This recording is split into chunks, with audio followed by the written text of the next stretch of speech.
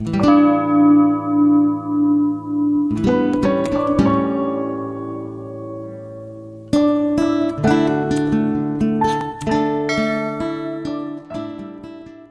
Salam bagi kita semuanya. Sahabat Salam. Bapak yang berkati, amin. Amin. Nah, di sahabat ini kita mendapatkan anugerah yang luar biasa. Kita belajar kebenaran firman, apa tujuan hidup kita. Ya, apa tujuan kita hidup? Ayo.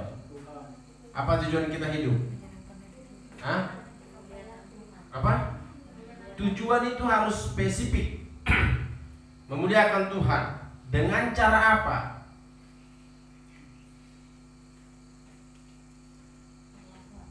Apa tujuan kita sukses? Apa sukses kita? Ya kan? Apa cita-cita kita? Waktu SD, SMP dikatakan apa cita-citamu? Kita bukan mau menyenangkan hati orang tua, mau menjadi orang yang berguna. Nah, tujuan itu harus menjadi spesifik. Menyenangkan hati orang tua dengan cara apa? Ya kan? Nah, jika tujuan kita semakin spesifik, maka tercapainya akan lebih gampang. Contoh gini, aplikasi map, ya. Kalau kita hanya buat tujuannya Sumatera Utara, kita akan sampai di Sumatera Utara. Misalnya dari sini, ya, kita buat Medan, lalu kita sampai di Medan. Tapi kita hanya sampai di Medan, lalu kita buat lagi Medan di sini. Kita hanya sampai di situ. Kita buat lagi Medan, kabupaten, kecamatan, desa. Apabila kita buat lengkap dengan nomor-nomornya, maka kita akan diantar ke tempat tersebut. Tuh, tujuannya. Ya, spesifik, jangan hanya menjadi orang berguna. Ya kan? Orang yang berguna bagi semut juga berguna. Kalau dia lagi di air kita angkat, itu berguna. Berguna bagi nusa dan bangsa. Katanya kan, bagaimana caranya kita menjadi berguna bagi nusa dan bangsa?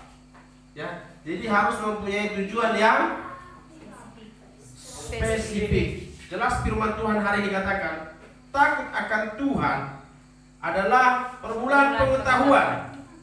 Nah, orang yang tidak berpengetahuan mustahil punya tujuan.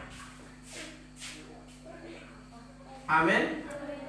Orang yang tidak berpengetahuan mustahil punya tujuan. Karena apa? Karena hidupnya ya udah nanti, terserah nantilah. Ya kan?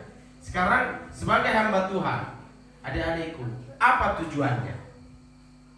Sebagai hamba Tuhan, apa tujuannya?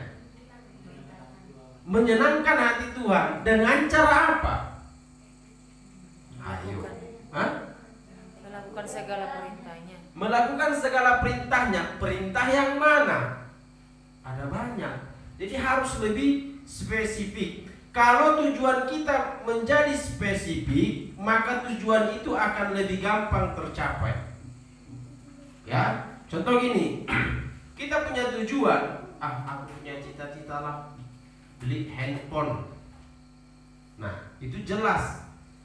Ya, handphone yang mana? Ya kan? Lebih jelasnya lagi, untuk mendapatkan handphone, aku harus nabung 1 bulan sekian. Ya kan? Aku mau bercita-cita mendapatkan handphone dalam waktu 5 bulan. Ya. Kalau lebih spesifik lagi, kita buat targetnya. Handphone yang ku mau 5 juta harganya. Ya kan? Nah, 5 juta dalam waktu 5 bulan. 5 bulan kita bagi dari sekarang. 5 juta kita bagi 5 bulan, berarti 1 juta 1 bulan. Lebih spesifiknya lagi, 1 juta 1 bulan kita bagi 30 hari. Berarti kita harus menabung berapa? 2.000 per hari misalnya, atau 3.000 atau 4.000 atau 5.000. Ya kan? Berapa? Supaya apa? Supaya tujuan itu lebih spesifik. Ya, ingat, Bapak Yahweh itu selalu detail. Ya, kalau kita spesifik, detail. Itu makanya berdoa juga harus detail, spesifik. Jangan berdoa, Tuhan, berikanlah kami kebaikan, berkatilah hidupku, ya kan? Berkatilah ini, enggak. Apa yang kita minta harus spesifik, ya.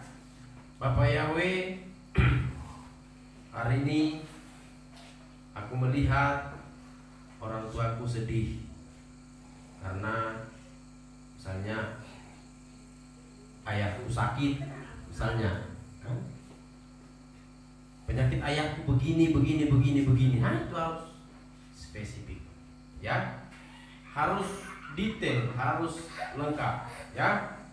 Lalu tujuan kita, target kita, visi yang kita tentukan itu harus kita mulai dari kemampuan kita. Ya, apa kata firman Tuhan? Jangan berpikir melebihi melebihi apa? Melebihi kemampuanmu. Ya, ada firman kayak gitu kan? Di mana itu tertulis? Melampaui akalmu gitu.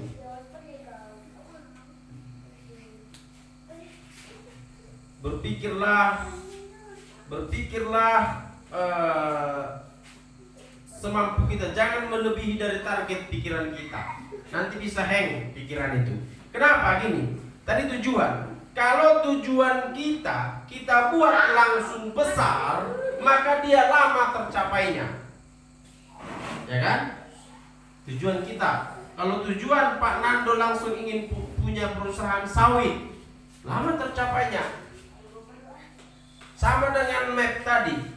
Kalau tujuan kita di sini langsung kita buat negara, kita lama nggak sampai.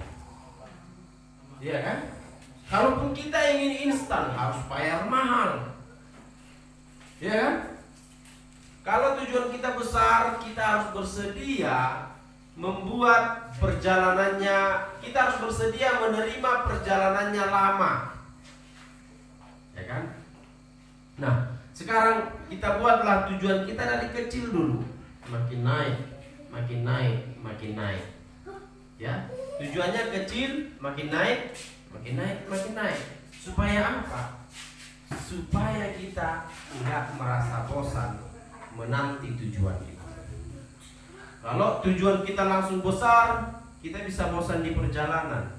Kalau tujuan kita langsung ke negara, map tadi akan diarahkan kita, ya kan? Google Map akan diarahkan kita bisa bosan di perjalanan. Tapi kalau tujuan kita kecil, misalnya aku ingin tujuan akhirnya itu punya perusahaan, ya.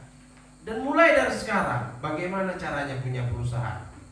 Ya harus punya relasi, punya sahabat dulu, harus punya rekan kerja, harus punya modal. Biasakan untuk menanam modal, ya kan? Walaupun kecil, harus rela rugi. Kalau orang belum rela rugi, jangan punya tujuan punya perusahaan besar. Ya, kalau belum siap untuk jatuh, jangan berharap naik tinggi. Tuh tujuannya. Ya. Nah, bagaimana orang berpikir sekarang? Dia akan hidup dalam pikirannya di masa yang akan datang. Paham nggak? Apa yang dipikirkan sekarang, dia akan hidup dalam pikirannya yang sekarang di masa yang akan datang. Ya, oleh karena itu investasilah pikiran kita. Ya, tanam dalam pikiran. Hari ini aku punya tujuan untuk ini, maka tujuan itu diimpikan, direnungkan, diingat-ingat. Supaya apa? Supaya kita diarahkan ke tujuan itu. Sama seperti Google Map itu kan. Kalau tujuan kita nggak kita tulis, kita nggak akan diarahkan, ya kan? Atau tujuan itu kita tulis, lalu kita hapus, kita juga nggak diarahkan. Tapi kalau tujuan itu kita tulis, kita ingat, kita impikan, kita doakan, kita serahkan ke Tuhan. Cari dahulu kerajaan Elohim, segala sesuatu akan ditambahkan. Tujuan itu kita serahkan kepada Tuhan, maka mimpi kita tadi, ingatan kita tadi, perenungan kita tadi akan menggiring kita ke tujuan itu. Ya, itu makanya pepatah dunia berkata, bermimpilah dengan buka mata. Itu katanya kan? Bagaimana kita bermimpi buka mata? Itu tujuan itu tadi. Jangan bermimpi tutup mata, itu bisa lama bangun.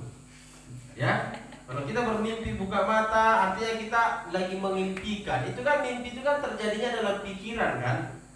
Ya, ingat, kalau kita udah punya tujuan, kita udah punya pengharapan, dan kita berpikir tentang tujuan itu, maka tujuan itu akan hidup.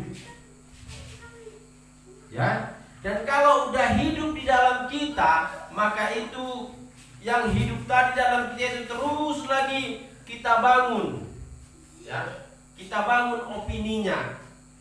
Maksudnya kita besarkan dalam diri kita, maka itu akan menjadi apa itu namanya? Habit, menjadi darah kita. Ya kan? Kalau udah menjadi darah kita, maka kita akan dengan cepat diarahkan ke situ. Gitu. Sama seperti kalau bisa main gitar. Ya kan? Tujuannya apa? Tujuannya ingin bisa main gitar. Kalau saudara tujuannya cepat pintar main lagu, memainkan 20 lagu, saudara gak akan bisa main gitar. Kenapa? Karena prosesnya udah langsung ambil yang panjang. Coba berpikir, aku ingin bisa hanya menggenjreng aja, merambas. Ya kan? Kalau kita, itu kan gampang gitu kan? Kita, wah, akhirnya kita puas bisa menggenjreng. Kita meningkat, aku ingin bisa memainkan chord. Ya kan? Kita bisa memainkan chord, makin enak, makin nggak bosan. Tapi kalau langsung ini bisa memainkan lagu, nah itu bisa lama itu, nggak bisa main lagu. Ya kan? Sama. Kalau langsung ingin bisa main piano, nggak bisa. Lama kali pun belajar ini, nggak bisa. Ya, harus dimulai dari kecil, ya. Orang yang udah main gitar itu dimulai terbiasa dulu. Akhirnya lama-lama dia memindahkan akordnya, nggak lihat lagi. Ya, udah bisa main gitar kan? Apa masih lihat-lihat sekarang? Memindahkannya masih lihat-lihat dari C ke D gini, masih lihat-lihat? Hah? Yang bisa ya. Tapi kalau udah bisa, dia udah terbiasa. Kenapa? Karena itu tadi, tujuan yang kita biasakan tadi, dia akan menjadi gaya hidup. Dengan sendirinya dia bermain. Gitu. Ya. Jadi kalau tujuan itu kita hidupi, tujuan itu kita jadikan menjadi gaya hidup, dia akan hidup sendiri. Ya, menguntungkan kita. Amin. Ya. Makin besar tujuan, makin lama tercapai. Makin jauh alamatnya, makin lama sampainya. Nah, jika tujuan kita kasih tahu ke Tuhan, maka tujuan itu akan diperhitungkan Bapa Yahweh. Sama seperti tadi. Cari dahulu kerajaan Elohim, segala sesuatu ditambahkan kepadamu, ya. Nah, untuk orang bisa bertujuan adalah harus punya pengetahuan. Ya kan? Dari mana kita dapatkan pengetahuan? Membaca, ya benar. Takut akan Tuhan adalah permulaan pengetahuan. Orang yang takut akan Bapa Yahweh akan digiring untuk punya pengetahuan. Dengan cara apa saja kita nggak tahu. Bagaimana cara Bapa Yahweh menggiring kita untuk mempunyai pengetahuan? Ya, saya kalau baca ini, orang yang takut akan Bapa Yahweh akan membuat pondasi pengetahuan, bukan permulaan ya. Kalau di TB dikatakan permulaan, tapi sebenarnya adalah pondasi pengetahuan. Tahu pondasi? Pondasi tahu? Pondasi itu begini, dasar, artinya gini. Saya contohkan lagi kembali ke main gitar. Kalau kita belajar pengetahuan main gitar, kita hanya tahu C, G, F, C, G, F. Tapi kalau kita punya dasar, kita akan ngerti kalau dia C larinya ke D, maka dari kunci G dia kemana? Kita bisa tahu. Kita bisa tahu rumusnya. Ya kan? Benar nggak? Kalau 6 tambah 3 adalah 9, maka kita akan tahu 18 kurang 9 juga 9. Paham nggak sampai di situ?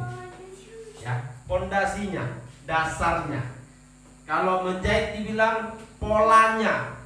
Ya, kalau udah bisa pola, dia udah bisa membuat berbagai macam baju. Tapi kalau hanya dia bisa satu baju, dia nggak akan bisa membuat berbagai macam pola.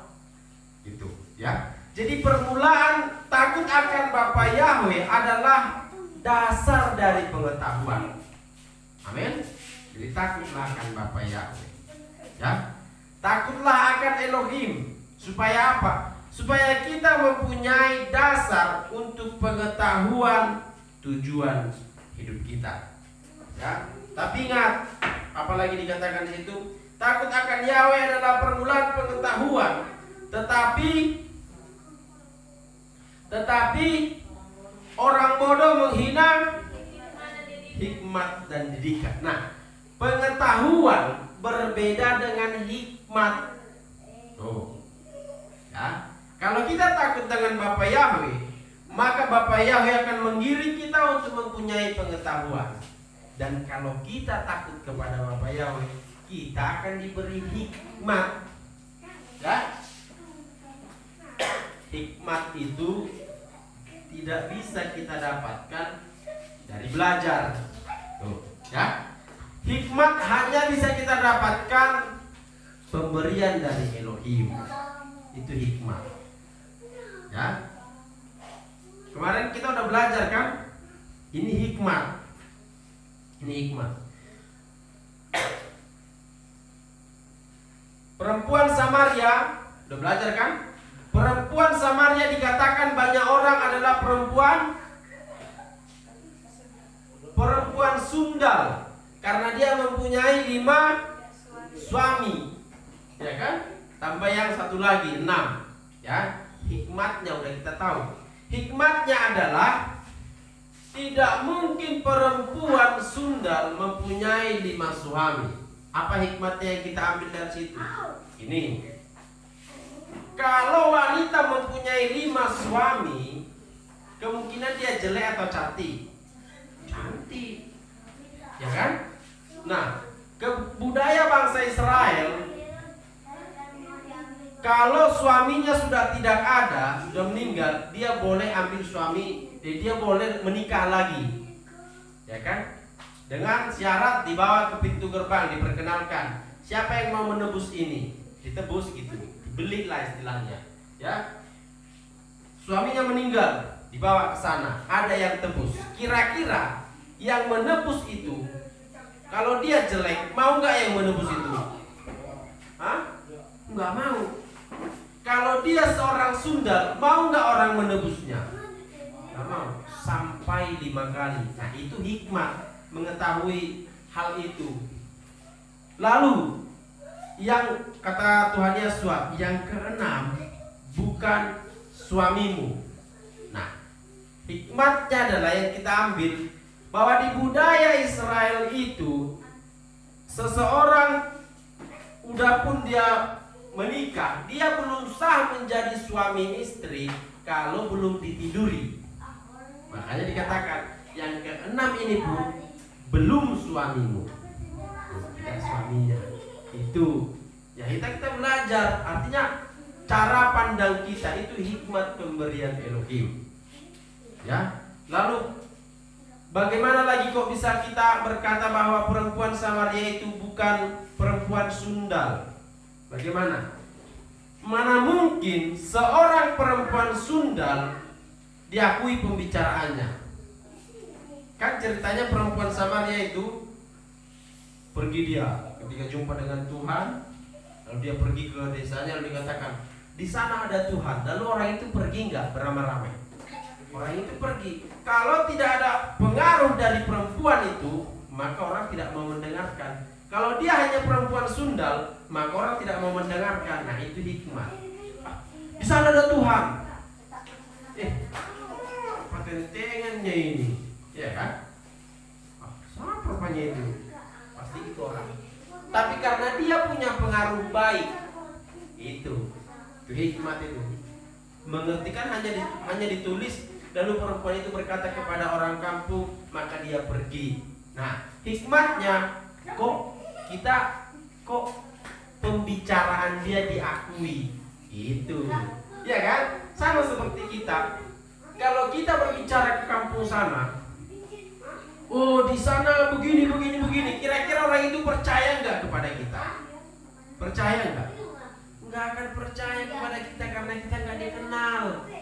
Tapi kalau kita punya pengaruh, misalnya kita jadi presiden, kita berkata, hari ini juga, ya kan, di sana akan dibangun ini. Orang percaya nggak?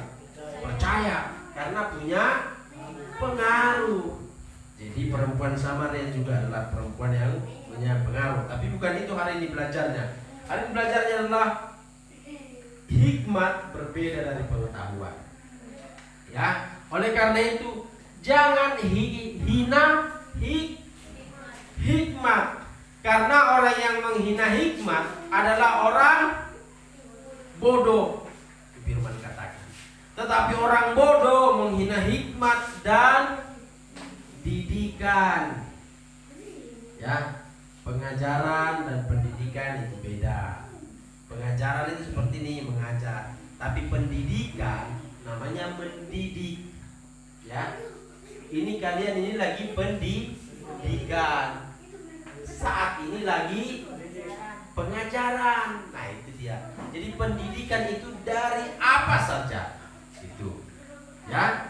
Jadi jangan menghina hikmat dan didikan. Karena orang yang menghina hikmat dan didikan adalah orang bodoh, kata Amsal 1 ayat 7. Jadi adik-adikku, saudara-saudaraku semuanya, marilah kita punya tujuan yang spesifik.